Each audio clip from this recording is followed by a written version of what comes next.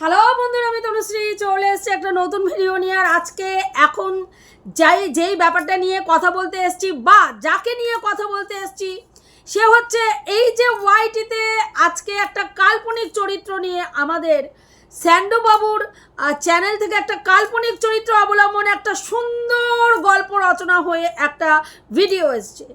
যেই ভিডিওটা দেখার পরে আমরা সেই ভিডিওটা দেখে বুঝতে পারছি যে বিগত 4 বছর ধরে একজন হাউস ওয়াইফ কত সুন্দরভাবে বিভিন্ন কলা কৌশল ছলা কলা করে তার হাজবেন্ডকে সুন্দরভাবে কি করছে, ম্যানুপুলেট করছে, সুন্দরভাবে ব্যবহার করছে, তার ফিলিংস নিয়ে কখনো খেলছে, তাকে নিয়ে জাস্ট ওই কী বলবো ফাউ ফুচকার মতন তার সামনে তাকে ব্যবহার করছে।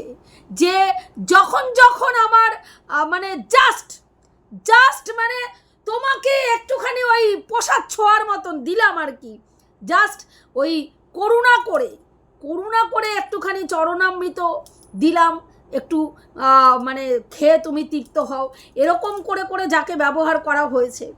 তো সেই মহিলা দিনের পর দিন ওয়াইটিতে এসে কি করে গেছে, সতী নারীর তকমা লাগিয়ে একেবারে নিট অ্যান্ড ক্লিন সতী নারী, যে নাকি স্বামী অক্ষম, অর্থ রোজগারে অক্ষম, স্বামীর পয়সায় জল গরম হয় না, স্বামী কিছু করতে পারে না, সেই কারণের জন্য ওয়াইটিতে এসে তার ঝুলি পেতেছিল ভিউয়ার্সদের কাছে যে স্বামীর পয়সায় জল গরম হয় না, আমি নিজে ট্রিটমেন্ট করাতে চাই, আমার মানে শারীরিক অক্ষমতার জন্য ট্রিটমেন্ট করিয়ে আমার কোল আলো করতে চাই, আমার স্বামীর পয়সায় জল গরম হয় না, স্বামীর পাশে ঢাল হয়ে দাঁড়াতে চাই, যাতে স্বামীর সঙ্গে কাঁধে কাঁধ মিলিয়ে সুন্দর করে সংসারটা চালিয়ে নিয়ে যেতে পারি।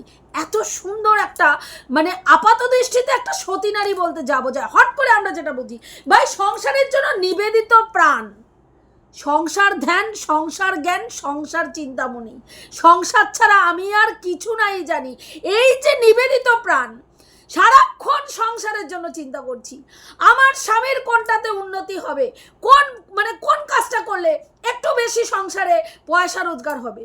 আমরা আপাত দৃষ্টিতে দেখলে কি ভাববো যে সত্যি এর মতন মেয়ে হয় না, এর মতন স্ত্রী হয় না, যেটা প্রথমে যখন সাপোর্ট করেছিলাম দিনের পর দিন ভেবেছিলাম যে না সত্যি এরকম এত পরিশ্রমী, এত টাইম মেনটেন করে একটা কাজ, ও মানে কি বলবো ডিসিপ্লিন হয়েতে কাজ করা, এই এতটা থেকে এতটা রান্না, এতটা টাইম থেকে এতটা টাইমের মধ্যে আমার ভিডিও, তারপরে এত টাইম থেকে এত টাইম ঘুমের পরে উঠে আবার এখান থেকে এখানে ভিডিও, এই যে একটা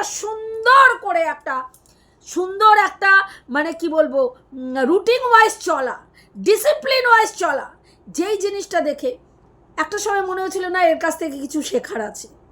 সত্যিই তাই, স্বামী কম রোজগার করলে মহিলারা তার স্বামীর পাশে ঢাল হয়ে দাঁড়াবে, এর থেকে ভালো কিছু হয় না। কিন্তু তার পেছনের ঘটনা যখন দিন যাচ্ছে আর এর ভ্রষ্টাচারিতা, এর নোংরামি, এর ধ্যাষ্টামি, এর ইত্রামি যখন দেখছি, তখন রু কেঁপে উঠছে। কি করে ভাই, স্বামী অক্ষম, তার জন্য আমার হয়েছিল, আমার স্বামী অক্ষম, ওয়ে আছে কি ওয়ে না ভাই, আমাকে শারীরিক সুখ দিতে অক্ষম, অর্থনৈতিক সুখ দিতে অক্ষম, তাহলে আমি সেই পুরুষের সঙ্গে আমার থাকারই দরকার নেই। তাতে আমার কি দরকার ছিল, ডিভোর্সের পথ ছিল, সেটা দিয়ে দিতে পারতাম, দিয়ে আমি আবার একটা সুন্দর দেখে যে সর্বভাবে আমাকে সুখ দিতে পারবে সেরকম একজন পুরুষ দেখে আমি আবার তার গলায় মালা দিতে পারতাম না। কিন্তু এক্ষেত্রে সেটা হয়নি, এই কাল্পনিক চরিত্রের ক্ষেত্রে সেটা হয়নি। কেন? মিডিলে একটা লজ চলে এসেছিল, লজ, হারাবাতে ঘর থেকে উঠে আসা একটা বদা মেয়ে ছেলের একেবারে অর্থের প্রতি এতটা লোভের, সেই লজ বাড়িটার যে ওপরে একটা লোভ, যে এই লজ বাড়ির মালকিন আমি হব, এই লজটা আমার নামেই হবে পরবর্তীকালে। এখন যে বৃদ্ধ বিদ্যা আছে তারা যতদিন থাকবে তারা তাদের মতন থাকুক, তাদের অবর্তমানে এই লজ বাড়িটা সম্পূর্ণ আমার হয়ে যাবে। এই যে লোভ, সেই লোভের জন্য কি করেছে, ওই যে যিনি অক্ষম পুরুষ, সেই অক্ষম পুরুষকে ত্যাগ করে বেরোতে পারেনি, তার জন্য বিকল্প হিসাবে কি বেছে নেওয়া হয়েছে না, বিকল্প হিসাবে তারই বংশের বাচ্চা, একটা সন্তান তুল্য সন্তানকে তার খেলার সঙ্গিনী বানিয়ে নেওয়া হয়েছে। ভাবা যায়? তারপরে সেই মহিলা এসে আজকে দিনের পর দিন এর চরিত্র বিশ্লেষণ, তার চরিত্র বিশ্লেষণ, একটা প্যারালাইসিস পঙ্গু ছেলের ওয়াইফের দিকে আঙুল তুলে দিনের পর দিন তাকে ভ্রষ্টাচারী নারী প্রমাণ করা হয়েছে। তার বৈধ সন্তানকে অবৈধ বলে পুরো সোশ্যাল মিডিয়ায় ছড়িয়ে দেওয়া হয়েছে যে সে তার ভাসুরের সঙ্গে শুয়ে একটা বাচ্চার জন্ম দিয়েছে, যেই বাচ্চাটার পিতৃ পরিচয়হীন বাচ্চা, যে একটা অবৈধ সন্তান বলে বারবার সেটা প্রমাণ করার চেষ্টা করে গেছে। অথচ আজকে দেখুন প্রতিটা ক্রিয়েটার, কোথায় দীপ্তিদি, কোথায় রিম্পা, কোথায় গীতাদি, কোথায় দেবশ্রীদি, কোথায় সোমাদি, কোথায় ওর নাম কি বলে রুনাদি, কোথায় সঞ্জয় দার বউ, কাউকে ছাড়েনি, কারো চরিত্র বিশ্লেষণ করতে ছাড়েনি। কেউ 49 টাকায় দেহ ব্যবসা করছে, কারো বাড়িতে পুরো বাড়িটাই বাইজিখানা হয়ে গেছে, কারো কি বলবো বৃদ্ধা স্বামীর সদ্য হারা একজন মহিলাকে মানে লুঙ্গি দাদার সঙ্গে বিয়ে দিয়ে দিচ্ছে, কারো বিধবা বলে তার বেঁচে থাকার অধিকার নেই, তাকে অন্ধকার ঘরের মধ্যে ঢুকিয়ে পিঠ মোড়া দিয়ে ফেলে তার চুল কেটে অন্ধকার ঘরে ফেলে রাখা দরকার, তাকে সারা দিন রাত্রি না খাইয়ে নির্জলা করে, এগুলো বলেছে। হ্যাঁ, তারপরে মানে তার গীতাদির ক্ষেত্রে এও আমরা শুনেছি যে তার বড় জামাইয়ের সঙ্গে তার একটা অবৈধ রিলেশন। তাহলে বুঝতে পারছেন যে কতটা বিকৃত মানসিকতা হলে একজন বিকৃত মানসিকতার নারী, যে নিজের ঘরে নিজের সন্তানের সঙ্গে নোংরামি করছে দিনের পর দিন, সন্তানের হাতে সিঁদুর পরে ত্যাগটামো করছে একজন মহিলা, সে একজন বিধবা, হ্যাঁ, তাকে বলছে তার বড় জামাইয়ের সঙ্গে তার অবৈধ রিলেশন। আজকে বলছে কেন জামাইরা তাকে খাওয়াতে পারছে না? বলুন তো আজকের ডেটে কোন মহান জামাই রয়েছে যারা শাশুড়ি মায়ের দায়িত্ব নেওয়ার জন্য তৎপর থাকে, যেখানে ছেলেরা তার নিজের মা বাবার দায়িত্ব পালন করে না? বহু ছেলে আজকের দিনে আছে যারা নিজের মা বাবার দায়িত্ব পালন করে না, ইভেন স্ত্রীর দায়িত্ব পর্যন্ত সঠিকভাবে পালন করে না। এখনকার বহু পুরুষ আছে, সেখানে শাশুড়ি মায়ের দায়িত্ব নেওয়ার জন্য এত উদার মানসিকতার কটা জামাই আছে যে শাশুড়ি মায়ের দায়িত্ব পালন করবে? আজকে বলছে যে আজকে তাহলে ওর ক্ষেত্রেও তো সেটা বর্তায় যে ওর বাবার যে মানে কি বলবো 3-3টে জামাই, তারা থাকতে কেন আজকে তার বাবাকে কাজ করে খেতে হচ্ছে? কেন? ওয়াই? কি কারণের জন্য? কেন তারা তাদের 3-3টে মেয়ে থাকতে তারা দায়িত্ব নিতে পারেনি? তারা কেন বাবার দায়িত্ব নিতে পারেনি? হ্যাঁ, সেই বেলায় কোনো কথা নেই। আজকে কেন ওর নাম কি বলে টুনি দিদাকে বলছে সে আজকে পাপেটে পরিণত হয়েছে, সে বুড়ি তোতা পাখি। ভাই তুই তোর নিজের বয়সটা দেখ রে, যতই যৌবনের বাতি খিলিয়ে বেড়াস না কেন, যৌবনের বাতি খিলিয়ে বেড়ালেই কেউ যৌবন রূপসী হয়ে যায় না ভাই। তোকে একটা আধবুড়ি বেটি ছাড়া কিছু লাগে না। থোবড়াটা ভাই একটু দেখবি, থোবড়াটা নিজের একটু আয়নার সামনে দাঁড় করিয়ে দেখবি। এমন ভাব মারাচ্ছে যেন ও জীবনে বিদ্ধ হবে না। আজকে টুনি দিদা পাপেটে পরিণত হয়েছে। ভাই তুই কি করেছিস? এতদিন পাপেট হয়েই তো ঘুরে বেরিয়েছিস। কেউ বলেছে তু কুত্তা, মুখের মধ্যে বিস্কুট ছুঁড়ে দে, তু বলেছে তুই ল্যাল্লার করতে করতে ছু ছু, আর তুই দৌড় দিয়েছিস। এমনও হয়েছে দিন জামা কাপড় তুলে রানাঘাট স্টেশনে গিয়ে হুমড়ি খেয়ে পড়েছিস হাঁটুর বয়সী বয়ফ্রেন্ডের বয়ফ্রেন্ডকে নিয়ে যাতে ওই মহিলা মনোরঞ্জন করতে পারে তার সুযোগ করে দেওয়ার জন্য লাফাতে ঝাপাতে গিয়ে পড়ে গিয়ে ফোন টোন একেবারে নষ্ট করে দিয়ে তবুও গিয়ে তোকে কাঁদ দিতে হয়েছে। কি কারণে? না তারা জানো পাশের ঘরে ঢুকে আউচের মজা নেয়, আর তুই বাইরে বসে বসে সেই মানে কি বলো সেন্সেশন অনুভব করতে পারিস। তুই এত বড় বদা বেটি, তুই এত বড় বদা বেটি, তারপরে তুই মুখ নাড়িয়ে কথা বলেছিস। সীমাদি ঘরে একটা বাইরে একটা রাখে, নোংরামি করে বেড়ায়। ভাই তুই ঘরের মধ্যে নোংরামি করছিস, তাও নিজের সন্তান, হ্যাঁ নিজের সন্তান তুল্য একজনের সাথে ভাবা যায়? তারপরে তুই একে ওকে তাকে প্রত্যেককে তুই তার চরিত্রের বিশ্লেষণ করে গেছে, দিনের পর দিন করে গেছে। আজকে ভাবুন, সমাজের প্রত্যেকটা মানুষের সামনে নিট অ্যান্ড ক্লিন একটা ফেস রেখে একদম ইনোসেন্ট মার্কা মুখ নিয়ে যে সংসারী ধ্যান সংসারী জ্ঞান, তোমরা দেখো আমাকে, ভিউজ দাও আমাকে, দেখো আমি সংসারটার জন্য কত পরিশ্রম করি। আজকে চলটা ওঠা দেয়াল থেকে আমি আজকে ঝা চকচকে টাইলস বসানো পায়খানা বাথরুম করেছি, রান্নাঘর করেছি, ঘরে আমি ওই কি বলে মেঝেতে যে টাইলসের পেপার বসায় সেগুলো বসিয়ে আমি মেঝে ঝা চকচকে করে দিয়েছি। আমার স্বামীর পয়সায় জল গরম হয় না তো কি হয়েছে? আমি লোকের পেছন মেরে লাখ লাখ টাকা তুলে নিয়ে সেই পয়সায় বরকে এসির হাওয়া খাওয়াচ্ছি। আমি কত বড় সতী নারী। রাত্রিবেলায় কি করছি? সারাদিন পরিশ্রম করে আসার পরে যেই পুরুষটার মনে হয়তো কখনো কখনো ওঠে যে আজকে আমার স্ত্রীকে আমি একটুখানি আদর করব বা আমার স্ত্রীর সঙ্গে একটু সময় কাটাবো, সেই ব্যাটাটাকে কি করা হয়েছে? লাত্তি মেরে এই চল ফট পাশের ঘরে যা, তুই নাক ডাকিস বলে তাকে একদম সাইড করে দিয়ে পরের ঘরে শুয়ে শুয়ে তার অন্য পুরুষের সঙ্গে ধ্যাষ্টামো করা হয়েছে। মামা হ্যাঁ আউট, ভাগনা ইন হয়েছে। আজকের এই ওর নাম কি বলে স্যান্ডুবাবুর যে ভিডিওটা এসছে শুনবেন গিয়ে ভালো করে। মামা কাজে বেরোচ্ছে, ভাগনা ঢুকছে, এবং এমনও অনেক হয়েছে ওপরে দিদিমা তরকারি দিতে পারছে না, নিচে দিদিমাকে বলছে তরকারি তোমার দিতে হবে না, তোমার হাঁটুতে তো ব্যথা, আমাকে দাও আমি দিয়ে আসছি। গিয়ে ঘন্টার পর ঘন্টা হ্যাঁ ওখানে সময় কাটিয়ে এসছে। ভাবতে পারেন আপনারা আপনাদের পরিবারে এই ঘটনা হলে কি করতেন বলুন তো? যারা সমর্থন করছেন তারা নিজের বিবেককে একটু প্রশ্ন করবেন, যে আজকে আপনার ঘরের সন্তান এই ধরনের নোংরামির মধ্যে যদি জড়িয়ে যেত আপনারা মা হিসেবে কি করতেন?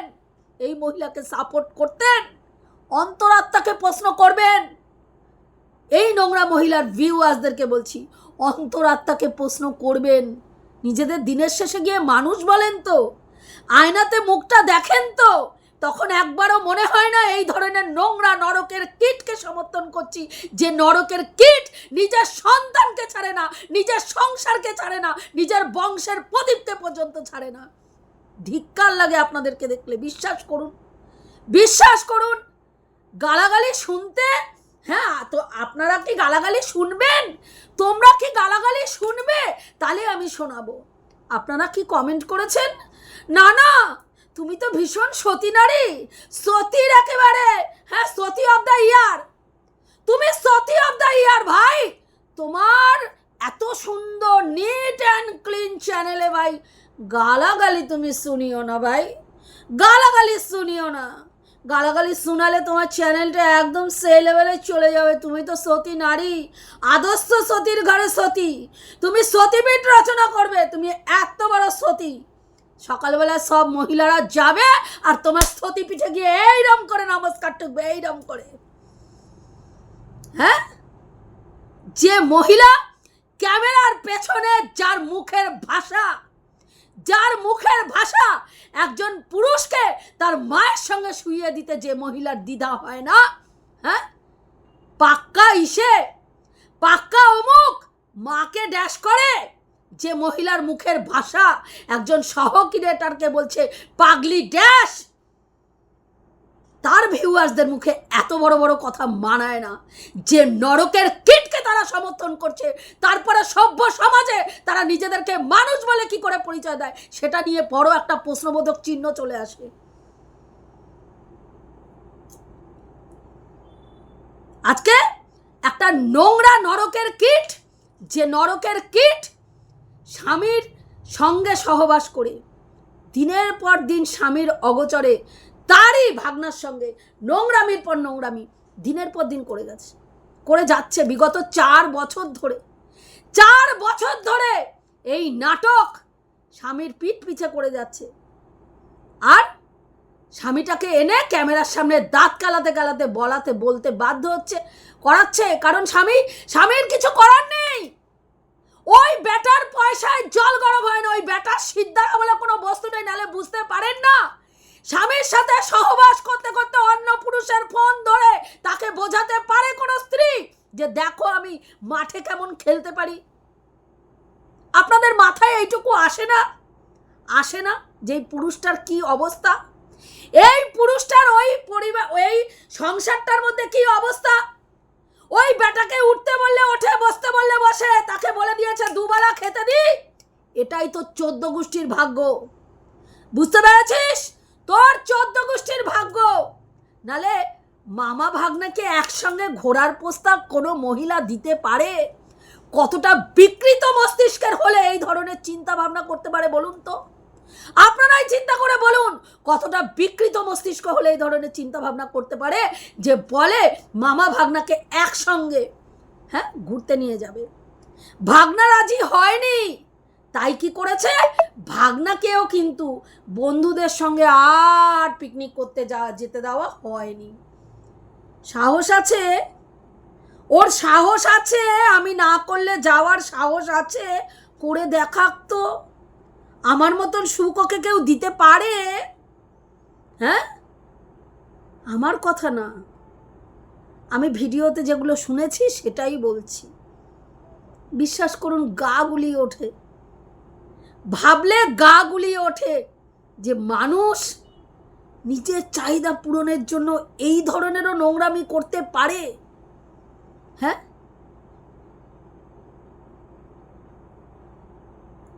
আজকে 4 বছর থেকে এই নাটক, এই নোংরামি, এই জানোয়ার করে যাচ্ছে।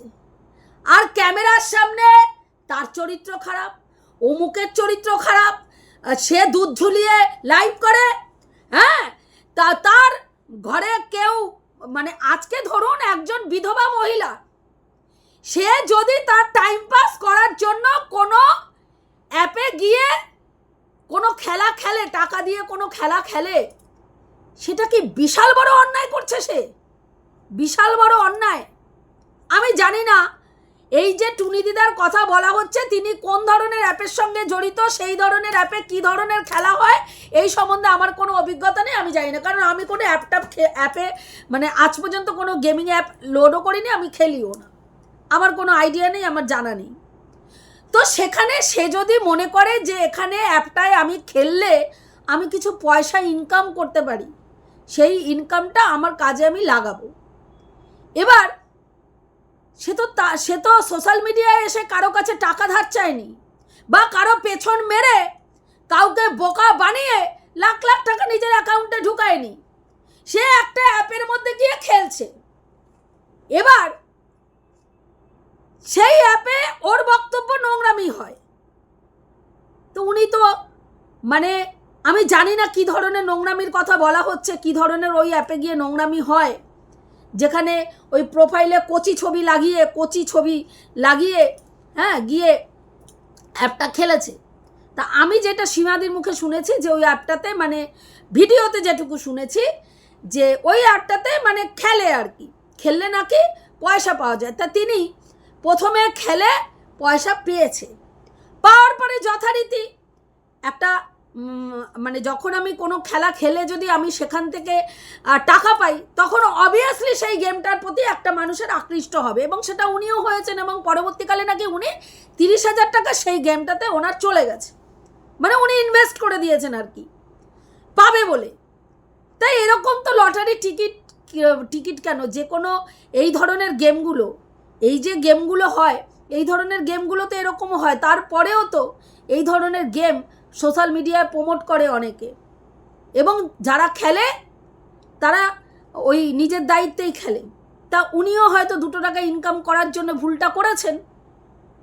যে মহিলা নিজের ঘরের থেকে নিজের সংসারের লোকের ক্ষতি করে একটা বাচ্চা ছেলের জীবনকে তছনছ করে দিয়ে, আজকে বুঝতে পারছেন একটা বাচ্চা ছেলের মানসিক স্থিতি কোন জায়গায় গিয়ে দাঁড়িয়েছে, যে সে তার স্বামীর সঙ্গে যখন ইন্টিমেট হচ্ছে এই বদা বেটি, সেই দৃশ্য পর্যন্ত সেই ছেলেটা সহ্য করতে পারছে না। তাহলে বুঝতে পেরেছেন তার মাইন্ডটাকে কোন জায়গায় নিয়ে গিয়ে একদম সিল করে দেওয়া হয়েছে, যেখানে এই মহিলা ছাড়া সেই ছেলেটি আর কিছুই চিন্তা করতে পারছে না। তার মা জিজ্ঞাসা করলে কোথায় যাচ্ছিস, মাকে বলছে জানোই তো কোথায় যাচ্ছি বলে বেরিয়ে যাচ্ছে, এবং ফ্ল্যাটে নাকি গিয়ে তাকে সিঁদুর টিঁদুর পরিয়ে, তাহলে বুঝেছেন তো ফ্ল্যাট কাণ্ডের যেই ঘটনাটা ডিম্পি লাইফস্টাইলের মুখ থেকে বেরিয়ে এসেছিল, মাঝরাত্রে কেউ একজন ফ্ল্যাটে ঢুকেছিল এবং বাইরে কেউ অপেক্ষা করছিল সেই ফুটেজ নেওয়ার জন্য, সেই ঘটনাটার মধ্যে কিছু কিছু ব্যাপার আছে, যেটাকে পরবর্তীকালে তড়িঘড়ি করে ধামাচাপা দিয়ে সেই ভিডিওটা প্রাইভেট করে দেওয়া হয়েছিল, এবং তারপরে সেই ভিডিওটা নিয়ে আর কোনো কথোপকথন হয়নি। আজকে বুঝতে পারছেন কি হয়েছিল, আর কেন মাঝরাত্রিরে ওই ফ্ল্যাটের মালিক ডেকে পাঠিয়েছিল তার বাবাকে, কেন তার বাবাকে ভোর 4টের সময় উঠে ছুটতে হয়েছিল ফ্ল্যাট পর্যন্ত। বুঝতে পারছেন আপনারা?